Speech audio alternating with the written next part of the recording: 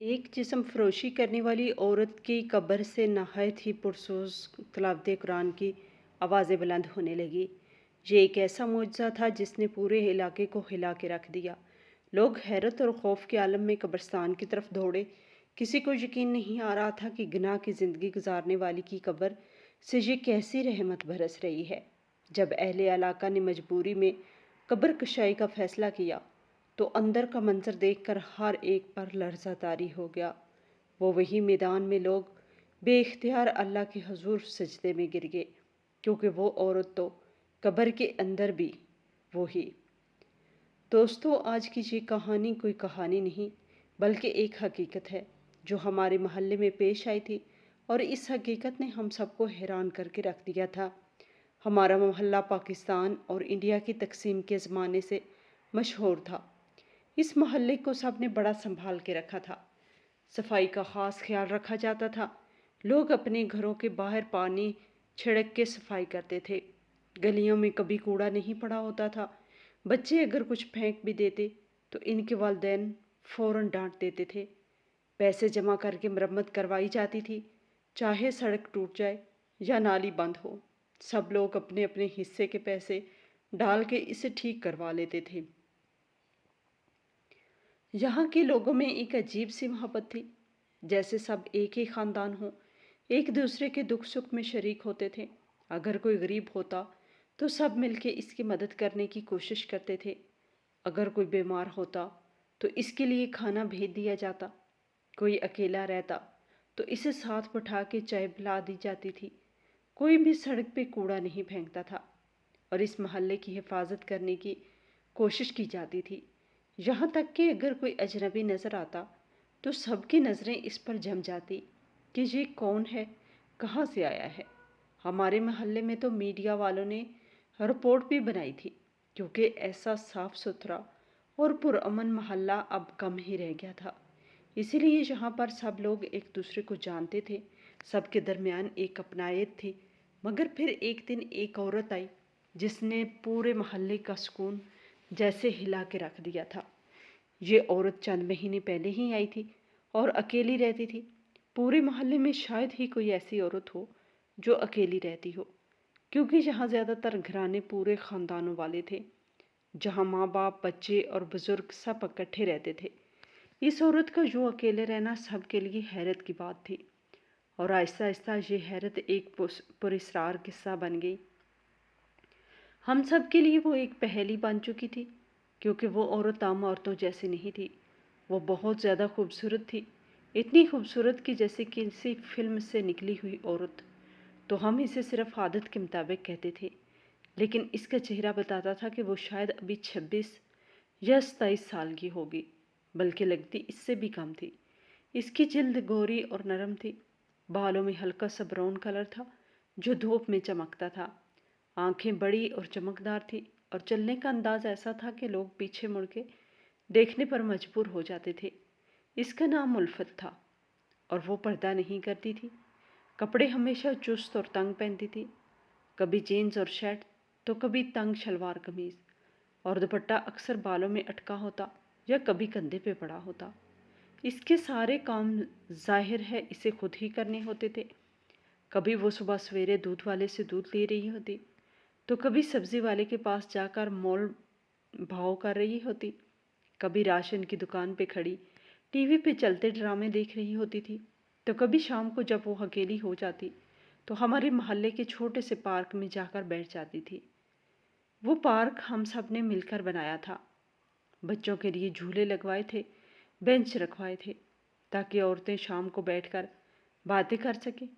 मगर जब उल्फत वहाँ बैठती तो मोहल्ले की औरतें इधर उधर हो जाती, कुछ फासला रख लेती, क्योंकि वो बाकी सबसे अलग थी।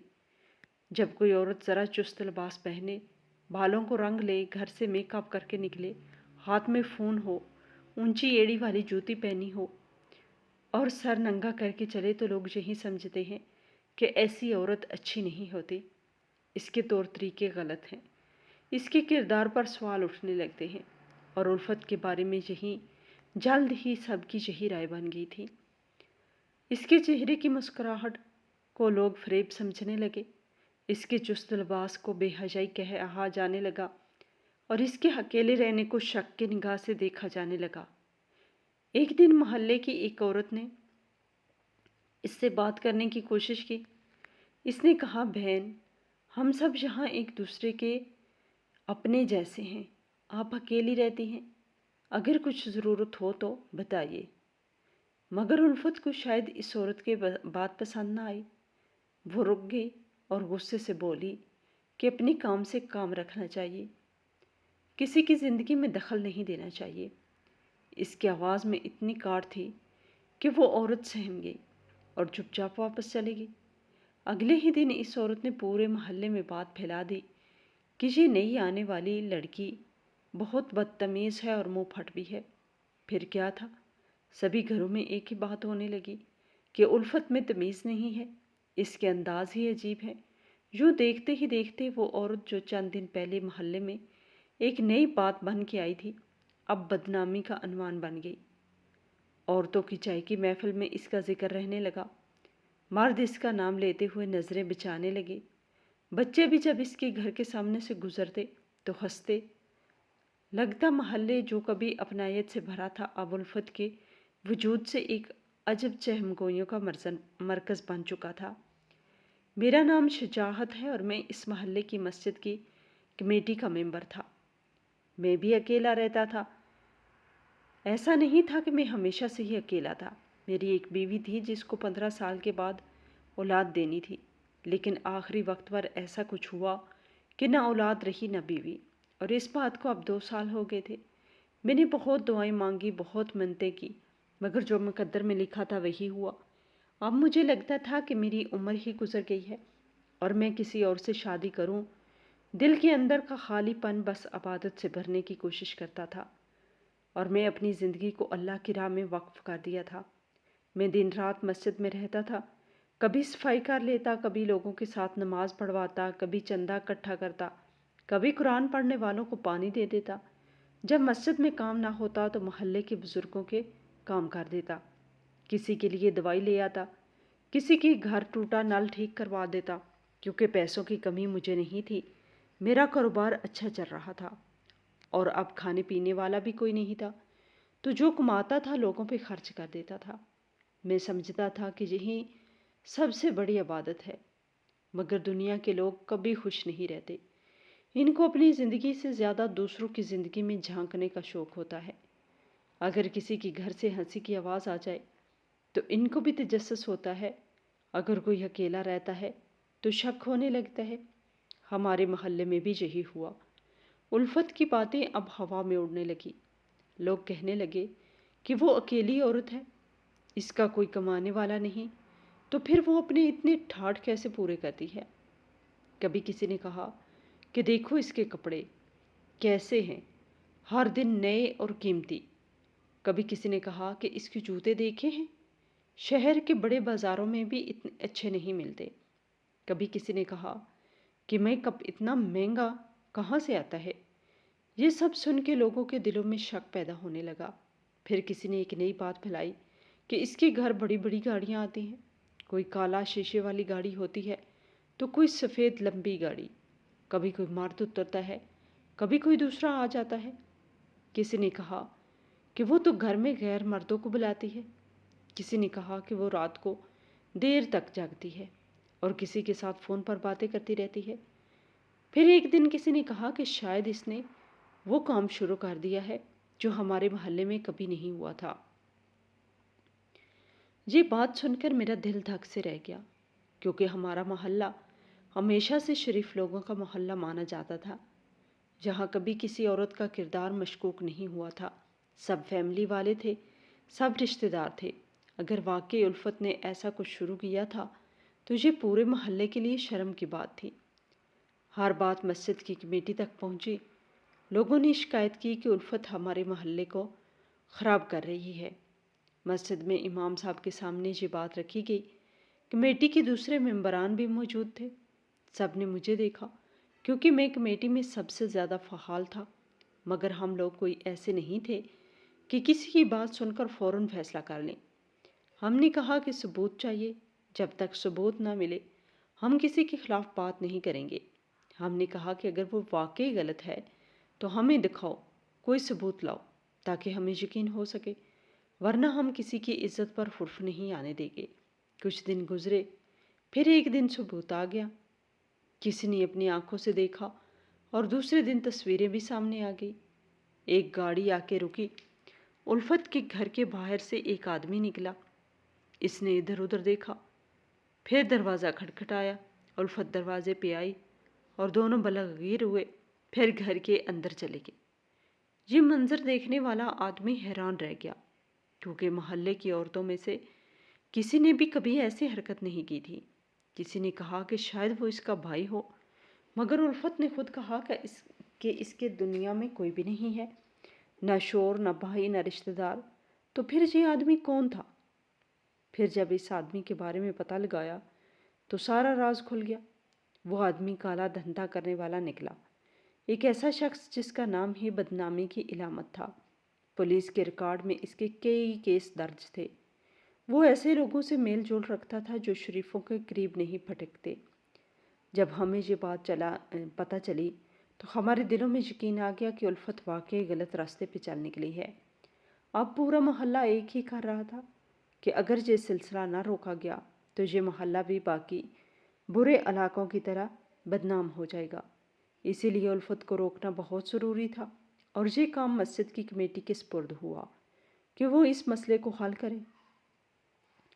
لیکن یہ محلے میں کوئی عورت رہتی ہو اور بے شک وہ غلط کام بھی کر رہی ہو، اس کے گھر جا کر بات کرنا کوئی آسان کام نہیں ہے، کیونکہ جب آپ کسی کے گھر جاتے ہیں تو وہ اس کو اپنی ذاتی زندگی میں دخل اندازی سمجھتی ہے، اور اگر عورت اکیلی رہتی ہو تو بات اور بھی نازک ہو جاتی ہے۔ ہم سب یہی سوچ رہے تھے کہ اگر ہم خود جا کر بات کریں گے تو وہ یہی کہے گی کہ تم سب ہوتے کون ہو؟ میرے گھر میں آنے والی اکیلی عورت ہوں، میری زندگی میرا فیصلہ۔ اگر میرے گھر میں کوئی مرد ہوتا تو ہم اس سے بات کرتے، مگر چونکہ وہ تنہا تھی اسی لیے سوچا گیا کہ عورتوں کی کمیٹی بھیجی جائے تاکہ بات عزت کے دائرے میں ہو اور کوئی تنازع نہ بنے۔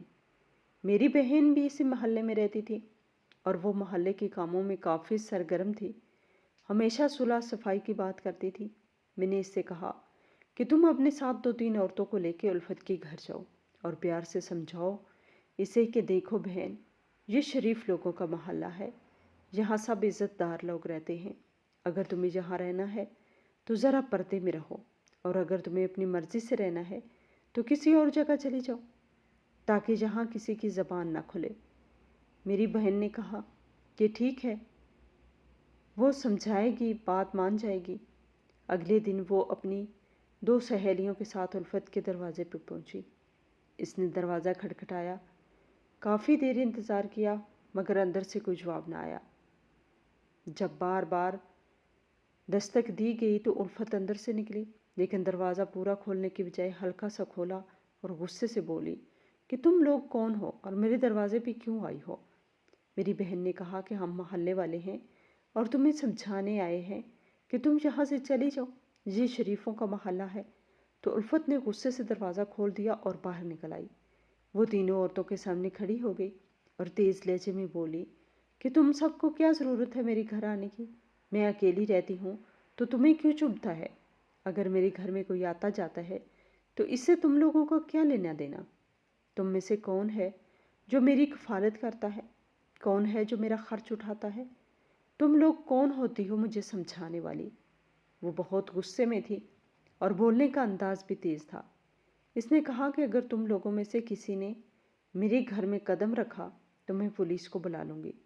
میں نے یہ گھر خریدا ہے، کسی سے مانگا نہیں ہے، اور میں یہاں رہنے کے لیے آئی ہوں۔ میں یہاں پر کیا کر رہی ہوں اور کیا نہیں کر رہی اس سے تم لوگوں کو کوئی تعلق نہیں ہے۔ محلے کی عورتوں نے اسے کہا کہ بہن، ہم تمہیں برائی سے روکنے آئے ہیں۔ تو وہ ہنسنے لگی اور کہنے لگی تمہیں معلوم بھی ہے برائی کیا ہوتی ہے؟ تم لوگ صبح سے شام تک دوسروں کی برائیاں کرتی رہتی ہو، اپنے گھروں میں جھانک لو، شاید وہاں زیادہ گندگی ہے۔ ان عورتوں میں سے ایک عورت جو بہت تیز مزاج تھی اور منہ پھٹ بھی مشہور تھی، وہ برداشت نہ کر سکی۔ اس نے کہا کہ نہ تیرا شور ہے، نہ تیرا بیٹا ہے، نہ تیرا بھائی ہے، پتہ نہیں کرتی کیا ہے، دن رات کوئی نہ کوئی آتا جاتا رہتا ہے۔ یہ سن کر الفت کا چہرہ لال ہو گیا اور وہ چیخ پڑی کہ نکل جاؤ یہاں سے، نہیں تو برا ہوگا۔ میری بہن نے انہیں سمجھانے کی کوشش کی کہ نرمی سے بات کرو، مگر دونوں طرف سے بات بگڑ گئی۔ ایک طرف الفت تھی جو اپنی جگہ پر اکیلی مگر ضدی تھی، دوسری طرف محلے کی عورتیں تھیں جو اپنے آپ کو حق پہ سمجھ رہی تھی۔ آخر کار الفت نے دروازہ زور سے بند کر لیا اور اندر چلی گئی۔ وہ عورتیں واپس آ گئیں اور محلے میں جا کر ساری بات سنا دی۔ اب سب یہی بات کر رہے تھے کہ اس عورت میں نہ تمیز ہے، نہ شرم، نہ حیا۔ ہم سوچ ہی رہے تھے کہ اب کیا کریں کہ تھوڑی ہی دیر میں ایک عجیب خبر پورے محلے میں پھیل گئی۔ کسی نے بھاگتے ہوئے آ کر بتایا کہ الفت مر گئی ہے۔ سب حیران رہ گئے، کسی کو یقین نہیں آیا کیونکہ وہ ابھی کچھ دیر پہلے تک تو زندہ تھی۔ کوئی کہتا تھا کہ شاید اس نے خود اپنی جان لے لی ہے، کوئی کہتا تھا کہ اسے کسی نے مار دیا ہے، لیکن سچ یہ تھا کہ وہ اچانک ہی اس دنیا سے چلی گئی۔ اس کی عمر ہی کیا تھی، ابھی تو زندگی شروع ہوئی تھی، اس کو کوئی بیماری بھی نہیں تھی، نہ کوئی مسئلہ، نہ پریشانی، پھر بھی وہ ختم ہو گئی۔ چونکہ اس کا اپنا کوئی نہیں تھا، نہ بھائی، نہ شوہر، نہ کوئی عزیز رشتہ دار، تو محلے والوں نے ہی اس کے جنازے اور دفن کا انتظام کیا۔ کچھ عورتیں رو رہی تھی، کچھ حیران تھی اور کچھ نے اس کی موت کو بھی طنز کا نشانہ بنایا۔ ایک آدمی جو کافی بے دل اور سخت دل انسان تھا، ہنستے ہوئے بولا کہ ہم تو اسے محلے سے نکالنا چاہتے تھے، یہ دنیا سے ہی نکل گئی، چلو اچھا ہوا، ہمیں کچھ نہیں کرنا پڑا۔ یہ سن کر میرے دل میں چوٹ لگی۔ میں نے کہا کہ تم لوگ کیوں کسی کے مرنے کے بعد بھی اسے برا بھلا کہہ رہے ہو؟ ابھی تک تو یہ ثابت بھی نہیں ہوا تھا کہ وہ واقعی غلط کام کرتی تھی یا نہیں، اور اگر کر بھی رہی تھی تو اب وہ اس دنیا میں نہیں۔ اس کا معاملہ اللہ کے سپرد ہو گیا ہے۔ جب کوئی انسان دنیا سے چلا جاتا ہے تو اس کے گناہ اور ثواب کا فیصلہ ہم نہیں کرتے۔ میں نے سب کو منع کیا کہ اس کے بارے میں کچھ نہ بولو، کیونکہ اب وہ اس دنیا میں نہیں ہے اور اس کے الفاظ، اس کی حرکات سب ختم ہو گئی۔ اب صرف اس کا حساب اوپر والے کے پاس ہے۔ لیکن ابھی الفت کو قبر کے حوالے کیے ہوئے 3-4 دن ہی گزرے تھے کہ ایک عجیب اور ناقابل یقین واقعہ سامنے آ گیا۔ گورکن سب سے پہلے یہ بات بتانے والا تھا۔ وہ صبح کے وقت قبرستان میں صفائی کرنے گیا اور کچھ دیر بعد خوفزدہ حالت میں واپس آیا۔ اس کے چہرے پہ پسینہ تھا، آنکھوں میں دہشت اور آواز کانپ رہی تھی۔ اس نے محلے کے چند بزرگوں کو بلایا اور لرزتی ہوئی آواز میں کہا کہ میں کوئی کہانی نہیں بنا رہا، نہ ہی میرا دماغ خراب ہے، مگر میں نے اپنی کانوں سے الفت کی قبر سے قرآن پاک کی تلاوت کی آواز سنی ہے۔ یہ سن کر سب لوگ پہلے تو ہنسنے لگے۔ کسی نے کہا کہ بڑھاپے نے دماغ پر اثر ڈال دیا، کسی نے کہا کہ شاید رات کو ہوا چلتی ہوگی، درخت کے پتے ہلتے ہوں گے، آوازیں وہی ہوں گی۔ مگر گورکن اپنی بات پہ ڈٹا رہا۔ اس نے کہا کہ میں برسوں سے قبریں کھودتا آ رہا ہوں، میں نے ہزاروں جنازے دفنائے ہیں، مگر ایسی بات کبھی نہیں دیکھی۔ وہ کہنے لگا کہ میں نے بالکل صاف سنا، سورہ یاسین کی تلاوت ہو رہی تھی اور آواز کسی انسان کی تھی، نہ کہ کسی جن یا پری کی۔ میں خود حیران رہ گیا، دل کے اندر ایک عجیب سی کپ کپی دوڑ گئی، دماغ سوچوں میں ڈوب گیا کہ یہ کیسے ممکن ہے۔ پھر دل کے ایک کونے سے آواز آئی کہ شاید اللہ کا کوئی خاص اشارہ ہو، جو کوئی راز ہم جیسے گناہگار انسان سمجھ نہیں سکتے۔ جب میں نے باقی لوگوں سے بات کی تو کئی لوگوں نے کہا کہ ہمیں بھی رات کے وقت کچھ آوازیں سنائی دیتی ہیں، جیسے کوئی قرآن پڑھ رہا ہو، کبھی کبھی ہلکی سی خوشبو بھی پھیل جاتی ہے۔ اب یہ بات پورے محلے میں پھیل گئی۔ ہر زبان پر ایک ہی سوال تھا کہ اگر الفت واقعی بری عورت تھی، جیسا کہ سب کہتے تھے، اگر وہ گناہوں کی راہ پہ تھی، تو پھر اس کی قبر میں قرآن پاک کی آوازیں کیوں آ رہی ہیں؟ کیا اللہ نے اسے معاف کر دیا تھا؟ اس کے دل میں کوئی ایسی نیکی تھی جو دنیا والوں کو نظر نہیں آئی تھی؟ گورکن نے بھی بتایا تھا کہ چونکہ الفت کا کوئی وارث نہیں تھا، اس لیے اسے قبرستان کے ایک کونے میں دفنایا گیا تھا۔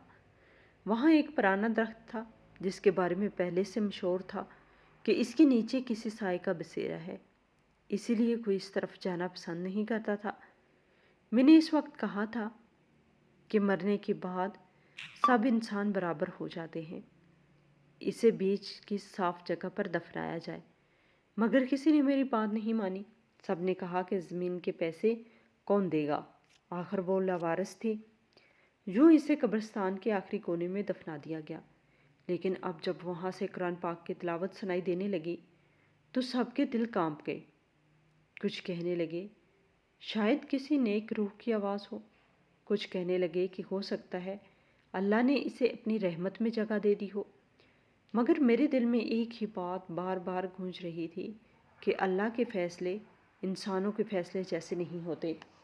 ہم گناہگار اپنی ظاہری آنکھ سے کسی کو برا کہتے ہیں، مگر اللہ اس کے دل کی نیت دیکھتا ہے۔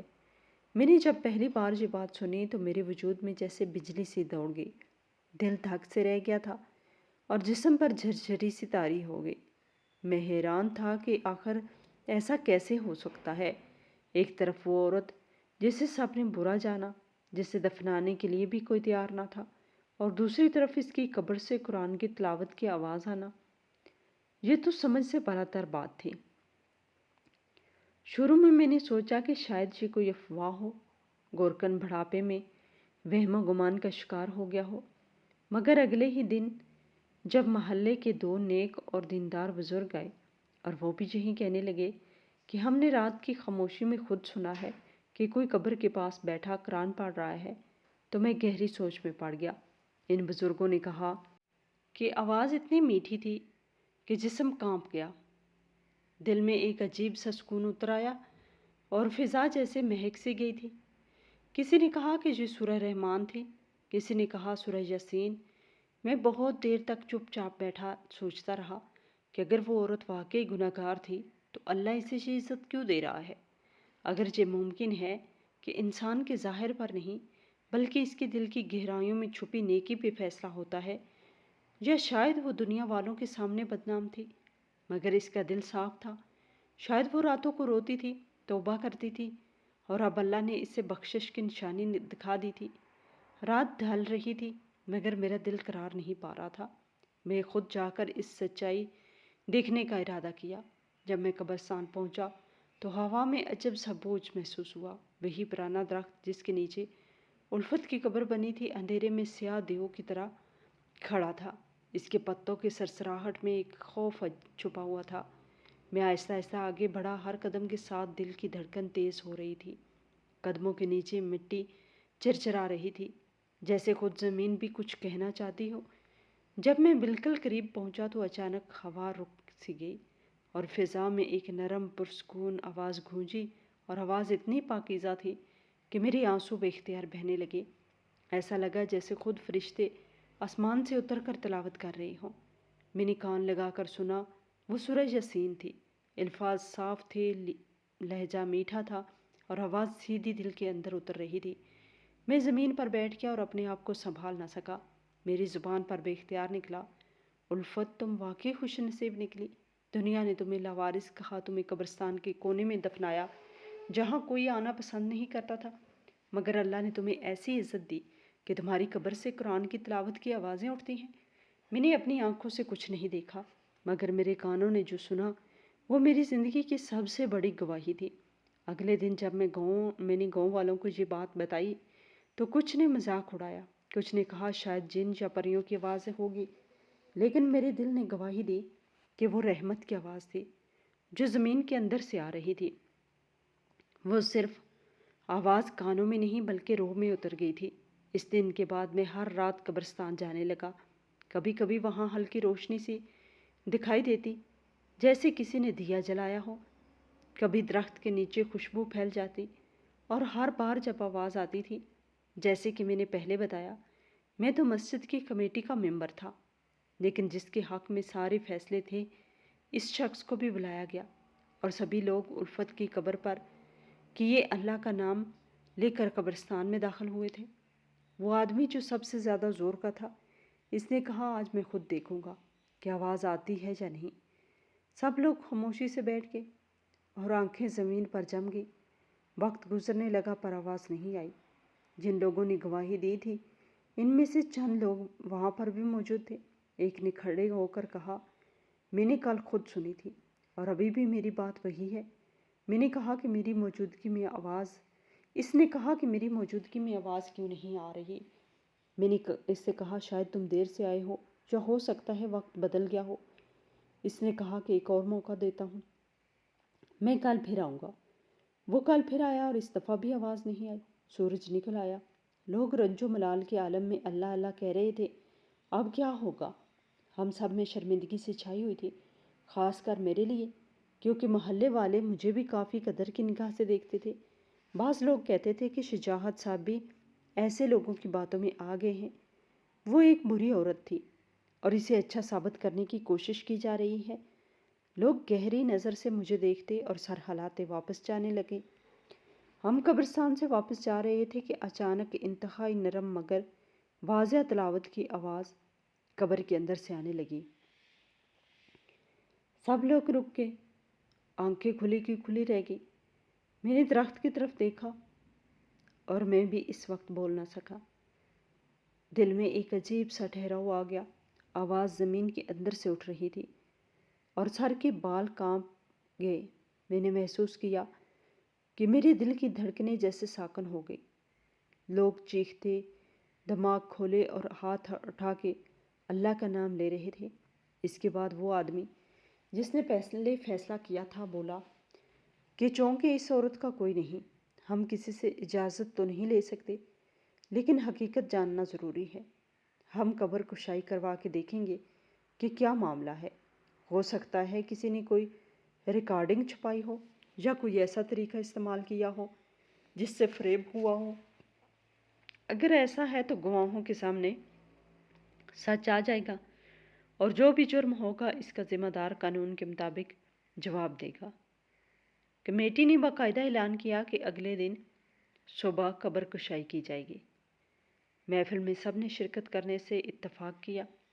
میں دل ہی دل میں سوچ رہا تھا کہ اللہ نے ایک نشان دے کر ہمیں بتا دیا تھا کہ وہ عورت شاید اس طرح نہیں تھی جیسی ہم نے سمجھا تھا، مگر محلے والوں کے دل ایک طرف تھے اور روایات اور تفتیش دوسری طرف تھی۔ کچھ لوگوں کو سوالات نے گھیر رکھا تھا کہ اگر وہ بری عورت نہیں تھی تو پھر پردہ کیوں نہیں کرتی تھی؟ اگر وہ شرمناک نہیں تھی تو پھر میک اپ کیوں کرتی تھی؟ سڑکوں پہ کیوں سر سے دوپٹہ اتار کے پھرتی تھی؟ یہ سوالات محض الفاظ نہیں تھے، یہ ہماری سوچ کا عکس تھے۔ ہم نے ایک طویل عرصہ ایسے ماحول میں پل کر یہ سیکھا تھا کہ عورت کا انداز معاشرے کی ایک شناسائی ہوتا ہے، اور جو شناسائی سے ہٹ جائے اسے تیز آنکھوں سے دیکھا جاتا ہے۔ ایسے لوگ فوری طور پر نتیجہ اخذ کر لیتے ہیں، مگر میرے دل میں ایک اور آواز مستحکم تھی کہ انسان کا حق اور اس کی حقیقت جاننا ضروری ہے۔ کہانیوں سے پہلے حقیقت سامنے لانی چاہیے، اسی لیے میں نے مدبرانہ سوچ کے ساتھ قبر کشائی میں حصہ لینے کا فیصلہ کیا، تاکہ جو سچ بھی ہو سامنے آئے اور کسی بے گناہ کی بدنامی نہ رہ جائے، اور جس نے بھی غلطی کی ہو وہ قانون کے سامنے لا کر انصاف ہو سکے۔ جب قبر کشائی کی گئی وہاں پر صرف کمیٹی کے ممبر ہی موجود تھے، نہیں تو یہاں پر پورا میلہ لگ جانا تھا، اسی لیے باقی لوگوں کو منع کیا گیا تھا اور اس طرح انہیں بڑی مشکل سے روکا گیا تھا۔ قبر کھود دی گئی اور سب نے سوچ رکھا تھا کہ شاید حقائق ایسے ہوں گے جیسے افواہوں میں بتائے جاتے تھے، کہ کفن سڑ گیا ہوگا یا لاش کو نقصان پہنچا ہوگا، مگر حقیقت تو نے سب کو حیران کر دیا۔ پہلے تو ایک عجیب طرح کی خوشبو اٹھنے لگی۔ خوشبو اتنی لطیف تھی کہ دل میں سکون اتر آیا۔ یہ وہ مہک تھی جو عام طور پر مردوں کے اوپر ڈالی جانے والی کستوری سے مختلف تھی۔ کستوری کی وہ تیز خوشبو دار گرد پھیلتی ہے، مگر یہاں جو خوشبو محسوس ہوئی وہ نرم اور روح کو بہلانے والی تھی۔ جب ہم نے لاش کو اس کے کفن سے بچایا تو ہر آنکھ میں حیرت کا عکس تھا۔ کفن پوری طرح صاف ستھرا تھا، ایسا معلوم ہوتا تھا جیسے ابھی ابھی کپڑا لپٹا گیا ہو، نہ سڑنے کی کوئی علامت نہ بدبو۔ جب ہم نے احتیاط سے وہ ہلکا سا کپڑا ہٹایا تو منظر نے سب کو ہلا کے رکھ دیا۔ میت ویسی ہی پڑی تھی جیسے کوئی سو کے اٹھ جائے، چہرہ گہرا سفید مگر پرسکون، آنکھوں کے ارد گرد سرخ آنسو کے نشان تھے، مگر جسم پر کسی قسم کی تکلیف یا مادرا کا نشان نہیں تھا۔ ہر کوئی بے اختیار سجدے میں گر گیا اور منہ سے اللہ کے نام کی تسبیح نکلنے لگی۔ کسی کے پاس الفاظ ہی نہیں تھے۔ ہم رونے لگے، نہ اس کے لیے کہ وہ خاتون اتنی اچھی حالت میں پڑی ہے، بلکہ اس لیے کہ ہماری زبانوں نے اس کے بارے میں جو غلط باتیں پھیلا رکھی تھی وہ ہماری شرمندگی بن گئی تھی۔ لوگ سجدے میں گر کر اللہ سے معافی مانگ رہے تھے۔ ان کی پکاریں قبرستان کے آسمان تک جا رہی تھی۔ سب کے دلوں میں ایک ہی سوال گھوم رہا تھا کہ جو عورت ہم نے گناہ کا ٹھپا لگا دیا تھا، اس کی قبر سے قرآن پاک کی آواز کیسے آ سکتی تھی اور اس کی میت اتنی پاک کیوں پڑی تھی؟ کون سی نیکی ایسی تھی جو ہم سب سمجھ نہ سکے؟ اور کیوں اللہ نے اسے اس مقام تک پہنچایا؟ جب ہم نے قبر کو پھر بند کیا کہ اس پر پھول رکھ دیے اور جن لوگوں نے اس کی تذلیل کی تھی انہیں بھی اطلاع دے دی کہ معاملہ کیا نکلا ہے۔ کچھ لوگوں نے اپنے گھروں میں قرآن کی تلاوت رکھی تاکہ اس کے واسطے درود اور سورتیں پڑھی جائیں اور اس کے لیے دعا کی جائے۔ کچھ نے حضور پاک صلی اللہ علیہ وسلم کی احادیث سن کر مناجات کی اور اپنی خامیوں پر غور کیا کہ ہم نے جلدی میں کسی کو الزام دے دیا تھا اور ہماری بکھیڑی ہوئی زبانی نے کس قدر کسی کی زندگی اور نام پر سیاہی ڈال دی تھی۔ چند دن بعد ایک لڑکی مجھ سے ملی۔ وہ اسٹیشن کے پاس والی بستی سے تعلق رکھتی تھی۔ وہ کہنے لگی، وہی جو وہاں رہتے ہیں، الفت باجی نے ہماری پوری بستی کو گود لیا ہوا تھا۔ یہ سن کر میرا دل رک سا گیا۔ میں نے پوچھا، کیا مطلب؟ تم نے کیا دیکھا؟ وہ بولی، پہلے تو وہ ہمیں کھانا بھیجتی، کپڑے بھیجتی، جوتے بھیجتی، وہ ہمارے بچے اسکول بھیجتی تھی، اور جو بزرگ تھے ان کو دوا پانی پہنچاتی تھی۔ وہ بڑے لوگوں سے مدد لیتی تھی اور ہماری خدمت کیا کرتی تھی۔ میں نے پوچھا، تم کب سے اسے جانتی تھی؟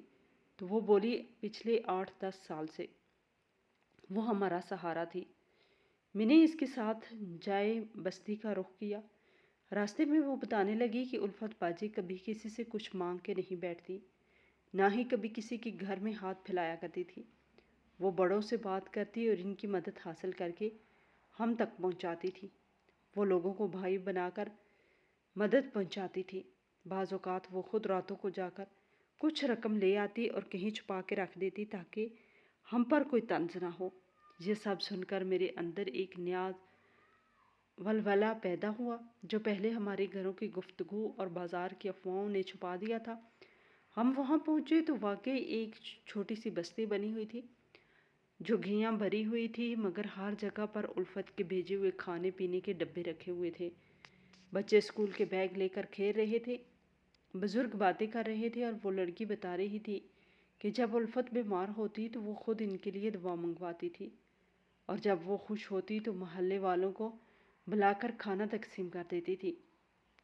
کبھی کبھی وہ خود رات کے میں درخت کے پیچھے جا کر قرآن مجید کی تلاوت کرتی تھی۔ اس لڑکی نے کہا کہ مجھے یاد ہے، میں نے ایک رات دیکھا جب ایک آدمی الفت کے گھر آیا تو میں نے اپنا عکس اس کھڑکی میں دیکھا۔ اسی وقت بوڑھا گھرکن وہاں سے بھاگ گیا اور ڈر گیا، تو اس نے یہ ساری باتیں پھیلا دی کیونکہ لوگ وہاں نہیں جانا چاہتے تھے، اس درخت کی وجہ سے جسے سب بھوتیا سمجھتے تھے۔ میں نے اس لڑکی کی باتوں کو غور سے سنا اور پھر میں نے خود فیصلہ کیا کہ الفت کی یاد کو زندہ رکھا جائے گا۔ میں نے اس لڑکی سے وعدہ کیا کہ جہاں تک ممکن ہوگا ہم تمہاری بستی کی مدد کریں گے۔ میں نے کہا کہ میں مسجد کی کمیٹی کا رکن ہوں اور اللہ نے مجھے دولت عطا کی ہے تو میں اپنی استطاعت کے مطابق تم لوگوں کی مدد کروں گا۔ ہم تمہارے بچوں کی تعلیم کی فیس دیں گے، ہم تمہارے بزرگوں کی دعا کا بندوبست کریں گے، ہم تمہارے ساتھ کھانا پہنچائیں گے۔ میں وعدہ کرتا ہوں کہ الفت کی خدمت ہمارے لیے عبادت بنے گی۔ لڑکی کی آنکھوں میں آنسو تھے۔ وہ جھک کر قرآن مجید میرے ہاتھ میں رکھ گئی اور خاموشی سے بولی کہ الفت نے ہمیں دنیا میں وہ عزت دی جو کسی نے نہیں دی۔ ہمیں بچپن ہی سے ایسا محسوس ہوا کہ وہ ہمارے ساتھ ماں جیسا برتاؤ کرتی ہے۔ میں نے کہا کہ اب ہم اس کا فریضہ پورا کریں گے، تم لوگ فکر نہ کرو۔ میں نے کمیٹی کو اعتماد میں لیا اور منصوبہ بندی شروع کی کہ کس طرح روزانہ کا کھانا تقسیم کیا جائے گا، کون کون سے اہل محلہ اپنی مدد فراہم کریں گے، اور کس طرح بچوں کے لیے چھوٹا سا اسکول کھولا جائے گا۔ ہم نے لاہلا عمل بنایا اور الفت کے نام پر ایک چھوٹا سا مدرسہ اور مدد مرکز قائم کیا گیا۔ ہم نے قرآن کی تلاوت کرنے والے بزرگوں کو شرکت کی دعوت دی اور محلے سے چند مخلص لوگوں کو لیا گیا تاکہ یہ کام شفاف انداز میں چلے۔ ہم روزانہ کھانا پہنچانے لگے، کپڑے تقسیم کرنے لگے اور جو بزرگ تھے ان کے لیے علاج معالجے کا بندوبست کیا گیا۔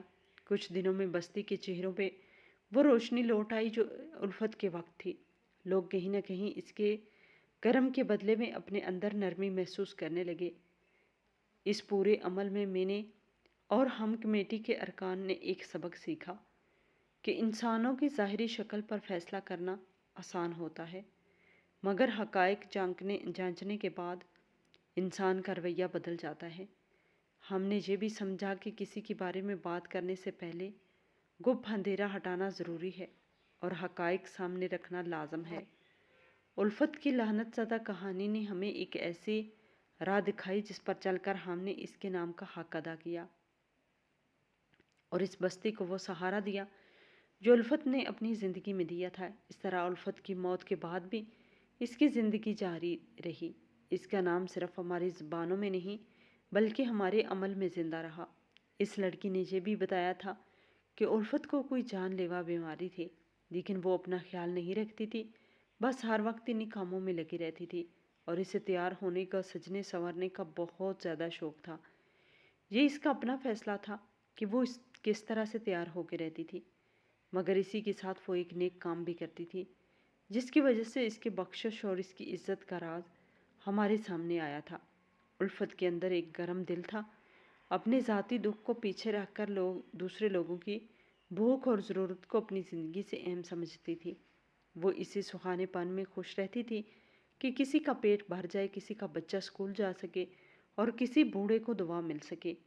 وہ لڑکی بتا رہی تھی کہ الفت باجی روزانہ کھانا پیک کر کے ان بستیوں میں بھیجتی تھی جہاں لوگ سراپا محتاج تھے۔ وہ خود اکثر بازاروں میں جا کر بچت کر کے راشن خریدا کرتی تھی اور بڑے لوگوں سے ہاتھ جوڑ کر مدد مانگتی تھی۔ الفت کا انداز کچھ الگ تھا، وہ کسی سے بھی جھوٹ یا دھوکہ نہیں کرتی تھی۔ وہ بڑے لوگوں میں عزت سے بات کرتی اور سچائی کے ساتھ اپنی بات رکھتی تھی۔ اسی کی وجہ سے اس کے پاس کچھ لوگ ایسے بھی آئے جو دل سے اس کا خیال رکھتے تھے، جو اسے امداد دیتے تھے، جو امداد کبھی اپنے لیے نہیں رکھتی تھی بلکہ وہ جتنی بھی رقم ملتی تھی اسے سب میں تقسیم کر دیتی تھی۔ اس بستی میں بچے تھے جن کے کپڑے پھٹے ہوئے تھے اور جن کے پیروں میں جوتی نہ تھی۔ وہ بچوں کو الفت باجی نے نئی کتابیں، جوتے اور گرم کپڑے فراہم کیے تھے۔ کئی بزرگ ایسے تھے جو دوا بھی کے پیسے بھی نہ ہونے کی وجہ سے ہاتھ پھیلاتے تھے۔ ان کی آفرین الفت خود اٹھاتی تھی۔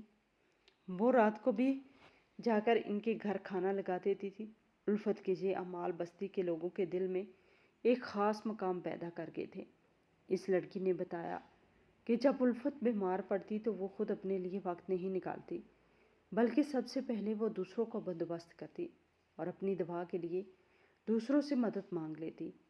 جب میں نے یہ تفصیل سنی تو میرے اندر ایک عجیب سی ملامت اور شرمندگی پیدا ہوئی کہ ہم نے الفت کے بارے میں جو بھی باتیں کی وہ سب محض قیاس اور بازار کی افواہوں پر مبنی تھی۔ ہم نے اس کو ظاہری صورت کو دیکھ کر فوراً نتیجہ نکال لیا۔ ہم نے اس کو حسن اور آزاد مزاج کو بدکاری سمجھ لیا۔ ہم نے اپنی آنکھوں سے اس کی نیکی کو نہیں دیکھا، اس کی محبت کو نہیں پہچانا۔ اسی وجہ سے ہمارا رویہ غلط تھا اور ہمارا انداز زبانی ظلم تھا۔ ہم نے کسی انسان کی زندگی کو ہلکا سمجھا اور زبانوں سے اسے نامرد سمجھا، جبکہ حقیقت کچھ اور تھی۔ میں نے جب اس لڑکی کی باتیں سنی تو میں نے خود سے کہا کہ یہ وقت ہے نیکی کو پہچاننے کا اور اپنی غلطیوں کا اعتراف کرنے کا۔ میں نے احساس کیا کہ الفت کی موت نے ہمیں بڑا سبق دیا ہے۔ ہم نے اس کا جنازہ خود کیا اور جب قبر سے اس کی لاش نکلی تو وہ حالت دیکھ کر سب کے اندر شرمندگی پھیل گئی۔ پھر جب پتہ چلا کہ وہ محض ایک فیشن پسند عورت تھی مگر دل میں اللہ کے راستے کی راہ لیے ہوئے تھی تو ہمیں شرمندگی اور پشیمانی دونوں کا سامنا کرنا پڑا۔ میں نے کمیٹی میں اعلان کیا کہ الفت کی یاد میں ہم ایک مستقل کام شروع کریں گے تاکہ اس کی خدمت جاری رہے اور اس کی نیکی کا ثواب زندہ رہے۔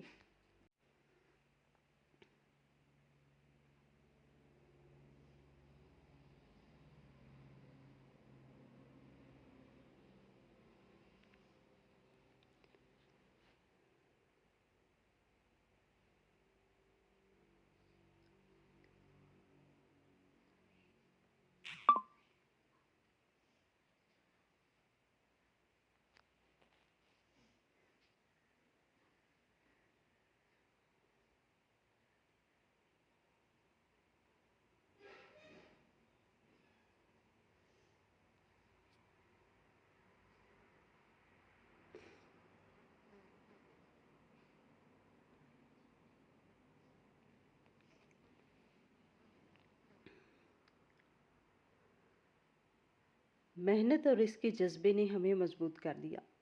ہم نے ایک چھوٹا سا تنظیمی ڈھانچہ بنا لیا۔ چند لوگ روزانہ کھانا پیک کریں گے اور چند لوگ تقسیم کریں گے۔ کچھ لوگ اس بستی کے بچوں کے لیے ٹیوشن اور تعلیمی مدد فراہم کریں گے۔ اس کا ٹھیک نظام بنایا گیا تاکہ کسی قسم کی بدعنوانی یا غلط استعمال کی گنجائش نہ رہے۔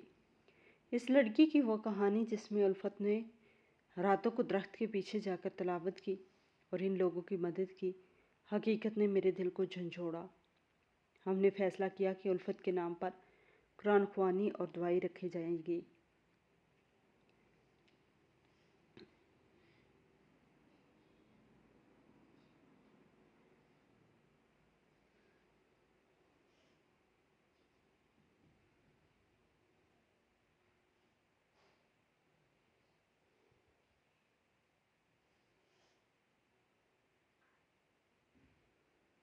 بستی میں جو لوگ پہلے خوار تھے، آج اپنے چہروں پر روشنی آ گئی۔ بچوں کے اسکول جانے سے امیدیں جڑی، کام کرنے والوں کو حوصلہ ملا اور بزرگوں کو دعا ملی۔ میں نے خود دیکھا کہ ایک بوڑھے کی آنکھوں میں آنسو تھے۔ وہ کہنے لگا، الفت ہمارے لیے ماں جیسی تھی۔ آج جب تم لوگ آئے ہو تو ایسا لگ رہا ہے جیسے وہ اپنی بھاجیوں کو چھوڑ کر گئی ہو، مگر اس کی محبت زندہ رہ گئی۔ اس کے ان اعمال کی وجہ سے ہمیں معلوم ہوا کہ پوشیدہ نیکی کا اثر کس قدر گہرا ہوتا ہے۔ اب جب ہماری محفل میں الفت کا نام آتا ہے تو لوگ آنکھوں میں نمی رکھتے تھے اور اپنے اعمال پہ سوچتے تھے، وہ جو گھٹیا باتیں کی اور جو الزامات لگائے گئے اب شرمندگی کا باعث بنے تھے۔ ہم نے اپنی زبانوں کی حرکت کا ٹھیس محسوس کیا اور ہم نے ٹھان لیا کہ آئندہ کسی بھی انسان کے بارے میں فیصلہ کرنے سے پہلے اس کے اعمال کو جانے بغیر بیان نہیں کریں گے۔ میں نے خود اکثر اس لڑکی سے ملتا رہتا تھا جو الفت کی بستی میں رہتی تھی اور مجھ سے کہتی تھی کہ تم لوگوں نے الفت کا نام زندہ رکھا اور اس طرح دوسروں کے لیے کام کرو۔ میں نے اس سے کہا کہ الفت نے ہمیں جو سبق دیا ہے وہ اس سے بھی بڑا ہے، جس کا نام انسانیت ہے۔ وہ کہتی تھی کہ الفت ہمیں اس لیے پیاری تھی کہ وہ کبھی اپنے بارے میں نہیں سوچتی تھی بلکہ دوسروں کے بارے میں سوچتی تھی۔ اس گفتگو نے مجھے اندر سے بدل دیا۔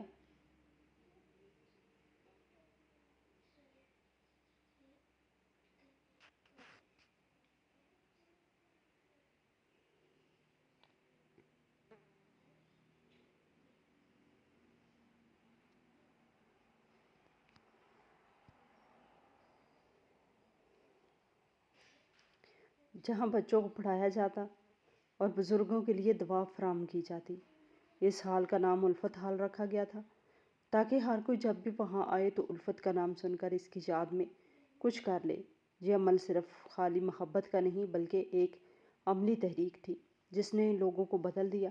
ہم نے دیکھا کہ جو لوگ پہلے بازاروں میں قیاس اور افواہوں میں لگے رہتے تھے وہ اب خود کسی مشکل وقت میں ہاتھ بڑھانے لگے تھے۔ ہم نے اپنے اندر کی سختی کو نرم کیا اور اپنے اندر کی شعوریت کو جگا دیا۔ انسان کا مقصد صرف اپنے لیے جینا نہیں بلکہ دوسروں کی خدمت بھی لازم ہے۔ کچھ دن ایسے بھی آئے جب بازار کی افواہوں نے پھر سر اٹھایا، مگر لوگ اب چپ رہتے تھے کیونکہ انہوں نے سبق سیکھ لیا تھا کہ بے بنیاد باتوں سے کسی کی زندگی کو نقصان پہنچتا ہے اور سچائی کو وقت خود سامنے لے آتا ہے۔ الفت کی قبر سے جو آوازیں آئیں وہ ہمارے دلوں میں ایک گونج تھی جو ہمیں بتا رہی تھی کہ انسانیت کا بدلہ انسانیت میں ہوتا ہے۔ اللہ کے راستے میں کی گئی سچی خدمت کبھی ضائع نہیں جاتی۔ آخر میں یہ کہنا چاہوں گی کہ الفت کی زندگی اور موت نے ہمیں وہ سبق دیا جو کتنے ہی بڑے خطبات میں نہیں ملتا۔ وہ یہ کہ ظاہری صورت اور فیشن کو کسی کی کمزوری نہ سمجھا جائے اور کسی کی عزت زبان سے مجروح نہ کی جائے۔ ہر دل کی ایک دنیا ہے اور ہر دل کا محاسبہ اللہ کے پاس ہے۔ ہمیں اپنا فرض صرف اللہ اور انسانیت کے سامنے پورا کرنا چاہیے، اور الفت کی یاد میں جو کام ہم نے شروع کیا وہ ہماری اس دنیا کی آخری سچائی بن گیا کہ نیکی کو زندہ رکھنا کسی ایک شخص کا کام نہیں بلکہ پوری کمیونٹی کا فرض ہے۔ ہماری آج کی یہ کہانی آپ کو کیسی لگی؟ کمنٹ باکس میں اپنی رائے کا اظہار ضرور کریں اور مزید اس طرح کی سبق آموز کہانیاں سننے کے لیے ہمارے چینل کو سبسکرائب کریں۔